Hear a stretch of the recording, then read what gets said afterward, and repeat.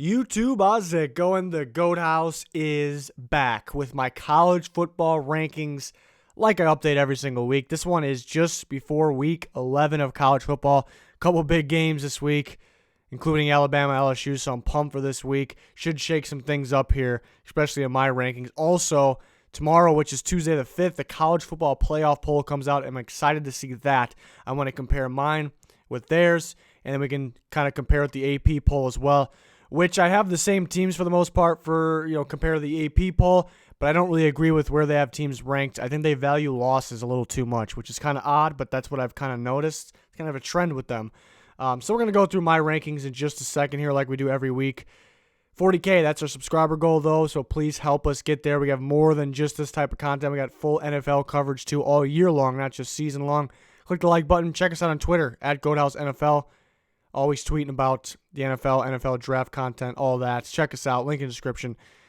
But to my rankings, starting with number 25, we got Navy. They made their way in here. They just missed last week. Only one loss this year.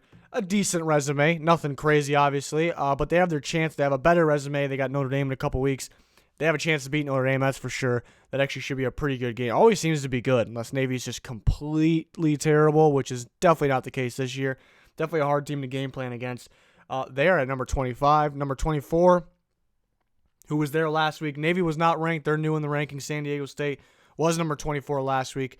A pretty impressive season. I mean, you compare them to Boise State, who they played the same competition as in the Mountain West. Pretty similar resume. It's just because their name, San Diego State versus the name Boise State, is really the reason that Boise State was well into the rankings early in the year. San Diego State was not.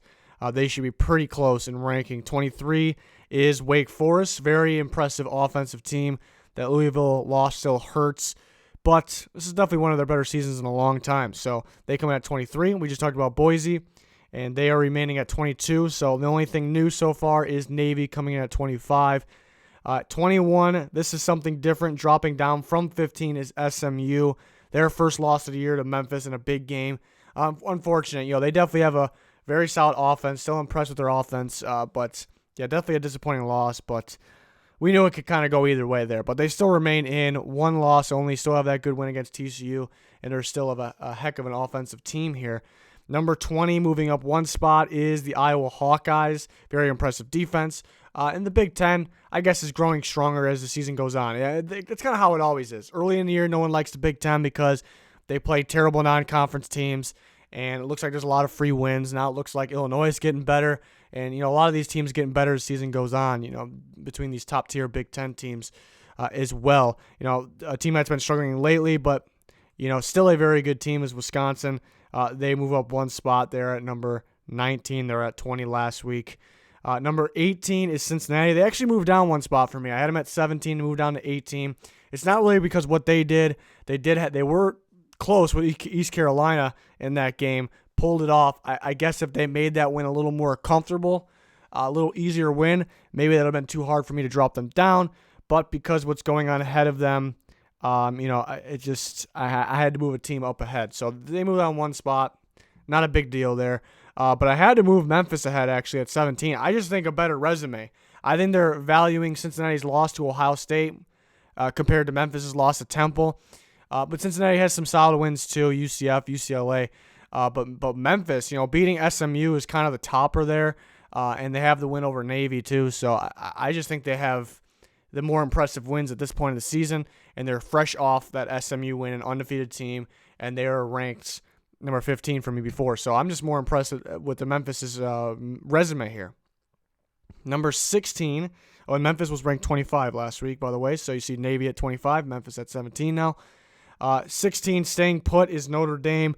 Scary game against Virginia Tech. It was kind of a weird game. What happened at the end of the first half kind of shook things up there. But Notre Dame comes up clutch at the end. Virginia Tech they should be a little better against a team like Virginia Tech, but still not like a free win or anything. It's a solid team. But I wish it was a little comfortable, more comfortable of a win for Notre Dame. Number 15, moving up from 18, is Kansas State, who I think could be the most underrated team in the country. I mean, it's another 2-loss team. You compare their resume to a school like Notre Dame, and Kansas State should be more impressive. You look at their losses, I mean, Notre Dame's got some, I guess, pretty good losses. I mean, it's kind of funny saying that with Georgia and Michigan, and Kansas State losing to Baylor, who's undefeated. That's I mean, I guess if there is a good such thing as a good loss, that's a pretty good loss. And Oklahoma State, which that one's tough. So I think the AP poll and everyone else gets caught up on the name of the school and who they lost to, because Notre Dame's loss is looking a little better. But Kansas State beating Oklahoma and then handling some other teams too that I think could have put up a fight with Notre Dame is just the more impressive wins. You know, the more impressive wins are greater value to me than what they call impressive losses. So to me, Kansas State, and I didn't doubt them. I was picking Kansas State against Kansas, but that scared me a little bit. Kansas is a sneaky team, and they went out and handled them. That was impressive to me. A little more impressive than Notre Dame beating Virginia Tech by 1 point in the last second drive. Kansas State should be ranked ahead of them, in my opinion. At number 14, no movement, is Michigan. They're starting to heat up. I think something kind of happened at the end of the Penn State game. They kind of got something going. The Notre Dame game, they got a little more momentum going, and they beat up on Maryland as they should. But they're getting some momentum going here. 13, staying put, is the Auburn Tigers. No change there. At number 12 is the Florida Gators. Now, 2 losses. I know they're going to be ranked ahead of some other teams in the AP poll. I know Florida is playing the SEC, playing tougher competition. You could argue is better, but at the end of the day, they have 2 losses. I just don't see how undefeated teams can not be ahead of them, really, in my opinion. So the Florida Gators coming in at number 12. Tough one against Georgia. I thought they can win. Georgia controlled that whole game pretty much.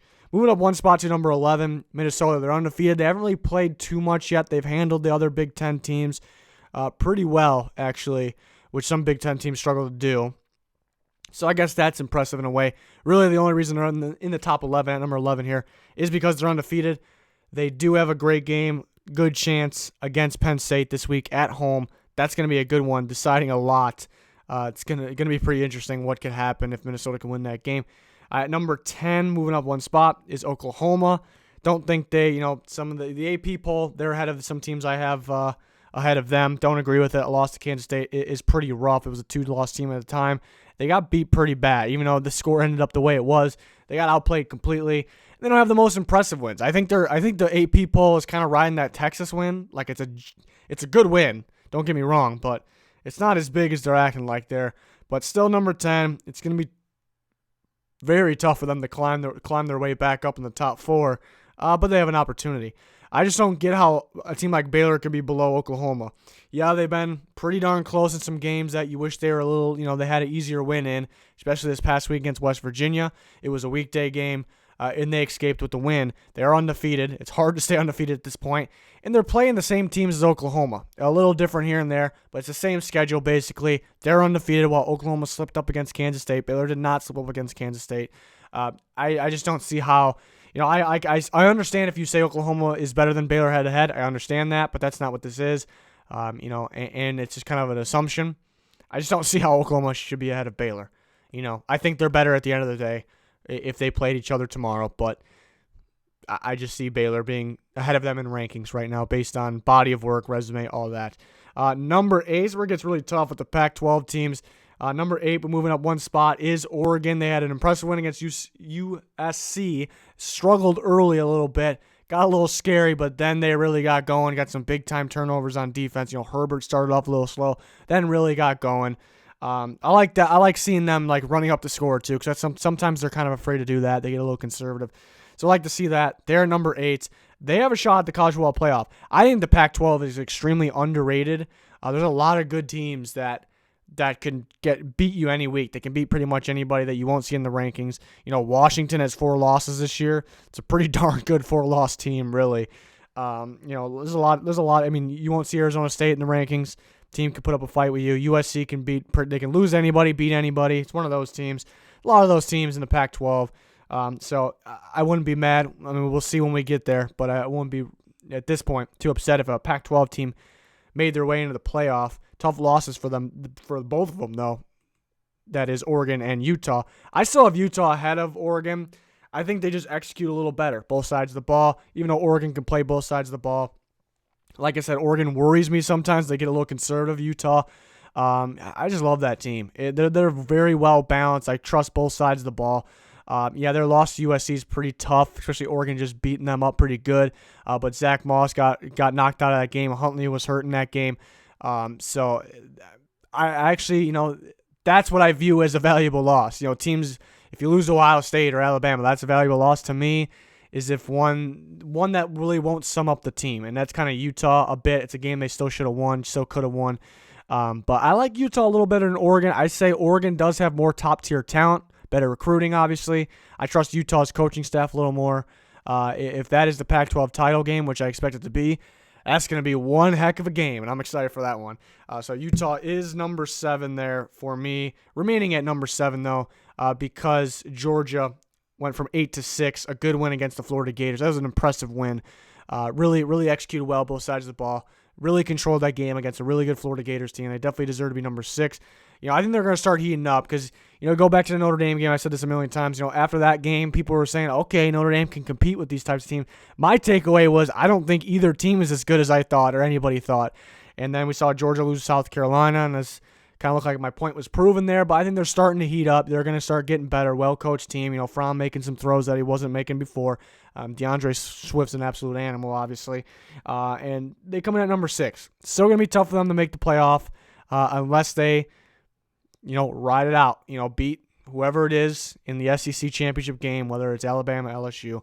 Then they're in. It's that simple. But it's going to be tough. Number 5 is the undefeated Penn State team. We get to see them against my number 11, 5 versus 11 this week at Minnesota too. So that should be a pretty darn good game there. I think people are sleeping on Minnesota because they haven't played anybody, and I think there's some people out there that sleep on Penn State because they haven't played the best competition. They played much better than Minnesota, but they started the year off a little slow. They've gotten much better.